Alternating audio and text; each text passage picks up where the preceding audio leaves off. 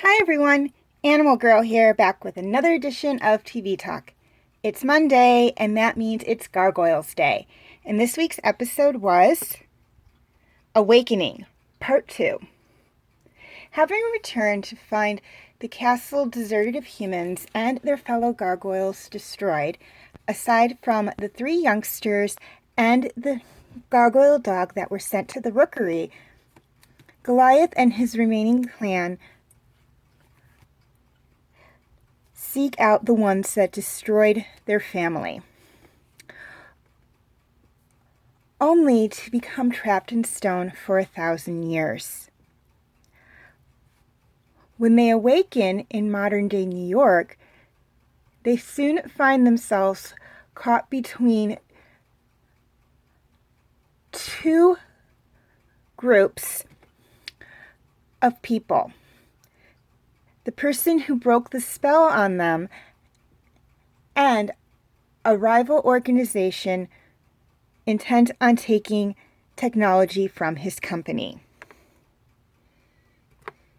Okay, things I liked about this episode. First off, I liked the story.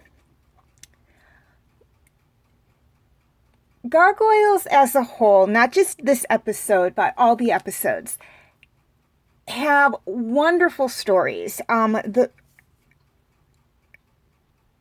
If the writers are watching these videos, you did an amazing job writing the scripts for these episodes. They're just among some of my favorites. There's really only like one episode per season that I really didn't like. So in all 3 episodes, I really didn't like. And we'll get into those in a minute. Not in a minute, but when we come to them. But all the other ones I absolutely positively love. I thought they were just like amazing. Gargoyles does focus on like a dark fantasy kind of thing. And I don't mean dark as in the episodes take place at night. I mean dark as in kind of paranormal. We have the gargoyles, who in and of themselves can be classified as mythical creatures because they're not human and they're not traditional animals. And they do have some magic apparent in them since they turn to stone during the day. And their eyes do glow. Now, granted, yes, people are going to say, well, my dog's eyes glow in the dark. My cat's eyes glow in the dark. Yes, they do, but that's I'm going to get a little scientific here because, bear with me, I am studying veterinary medicine. That is the temporis luma, I believe is how you pronounce it, on the back of the eye. That's really just reflecting light shined into the eye. The eyes themselves aren't glowing. The gargoyles' eyes actually do glow. You see them glow. It's something they can make their eyes do. So that in turning to stone, and then when the sun rises, and then turning back from stone when the sun sets, that has to be magic, in my opinion. We also get characters introduced into the show. King Arthur, well, he's not really mythical, but trying to think, Oberon, Titania, the Banshee, Puck, they're all mythical creatures. Oberon and Titania, and I might be mispronouncing the one's name. For those of you who don't know, are characters from a Shakespeare play called A Midsummer Night's Dream, and so is Puck. But they are also prevalent in Celtic mythology. They are, Oberon and Titania are the king and queens of the fairies in Celtic and Welsh mythology. And Puck is among their subjects. We also get into very Shakespeare-like creatures or characters, again with Titania and Puck and Oberon. Macbeth will make an appearance later on in the season. He is a Shakespearean character from a play called Macbeth. I don't know if he was an actual historical character or not. If any of you do know that, you can you're more than welcome to let me know. Then we get into Arthur, who is a literary character.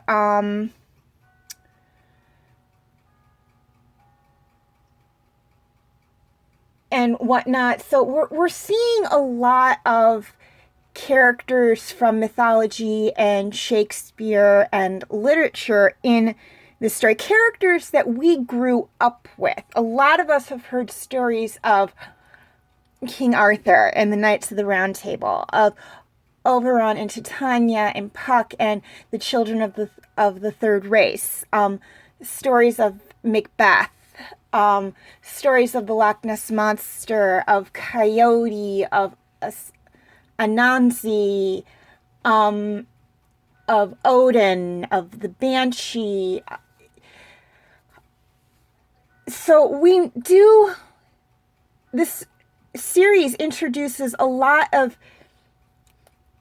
characters from outside sources, and it incorporates them in very eloquently, in my opinion. The stories in and of themselves also serve to teach a lesson to a degree. I know I stated in my first video that when we move into the Goliath Chronicles, we're going to see where they use the Gargoyles as the minority race to teach us about, or teach children about, acceptance and accepting people for who they are and not what they are, to not be afraid of them because they're different. We'll talk more about that when we do get to the Goliath Chronicles. But they also touch on other things in the episodes in and of themselves as well. Not so much in this episode, in these 5 episodes. The biggest thing on these 5 episodes is they're really introducing the 6 gargoyles. They're introducing the human characters that we're going to be dealing with. And whatnot. I mean, we are officially introduced to Xanatos and Owen in this episode. And so we're seeing... So there's really not much of a lesson in these 5 episodes. This is really the setup of the series. Though I guess the takeaway from them all could be that there is a lesson on trust in here. And we'll talk more about that as Awakening progresses to the final episode in the arc. Secondly, I loved the plot line. Now, keep in mind, this is only part 2 of a 5-part arc, so there is more that's going to happen in this plot line. But it does cover a lot of ground. We picked up where we left off in Awakening Part 1, and we jump from 994 AD Scotland to 1994 AD New York, and we basically pick up where the first episode starts. So we've finally come full circle. Now we're moving into what's going on from this point out. The timeline has steadied itself. Lastly, I loved the characters. As I stated earlier, we are officially introduced to David Xanatos and Owen Bennett, I believe is his last name, in this episode. They were not in the first episode. We are officially introduced to them in this episode. This is not going to be a spoiler, but I'm going to say one thing.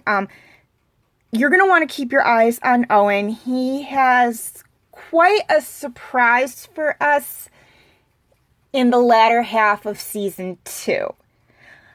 And that's all I'm going to say on that point. We will talk about it when we get to that point, but you're going to want to keep an eye on him. Okay, things I didn't like about this episode. There really wasn't a lot I didn't like about this episode. This is again, as I stated, this is the second episode in a 5-part arc. And this arc is phenomenal. Sorry if I got a little tongue-tied there. In introducing the main characters and the series to the audience. They did a wonderful job doing that. I love the opening because the opening takes scenes from these 5 arcs and puts them in there. And then later in season 2, we're going to get Goliath monologuing through the opening arc. But we'll talk more about that when we get to season 2. Okay, feel free to check out my other Gargoyle TV Talk videos on Gargoyles.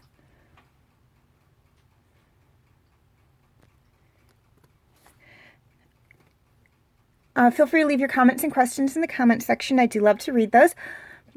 Please like and share this video if you're watching on Facebook, or like and subscribe if you haven't already if you're watching on YouTube. And feel free to follow me on Wattpad, Tumblr, Instagram, Twitter, and DeviantArt. I do have my name for those 5 sites right there on the screen, as well as the pictures I use for the icons. Please note, all pictures seen within this video belong to their respected artists. I own absolutely nothing. And the links for the 5 sites I mentioned will be in the description section as well. Okay, quick reminder on my comment rules.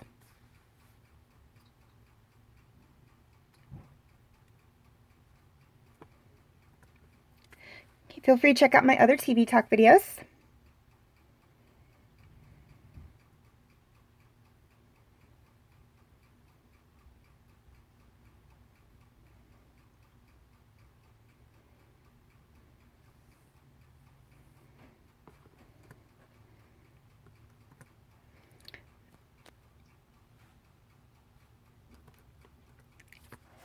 And my other videos.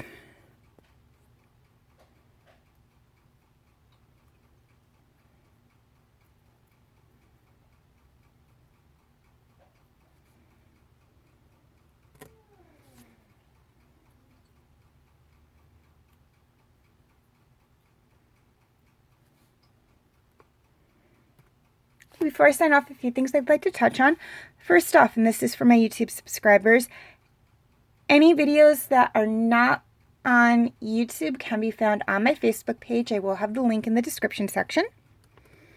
And this one is for my Facebook friends. Any of my videos that are not on Facebook are on YouTube. The link will be in the description section. I will be posting the links for all my YouTube videos to Facebook, but if you're having any problems viewing them, just go right to my YouTube channel. Again, the link will be in the description section. As always, thank you for watching, and have a very nice day.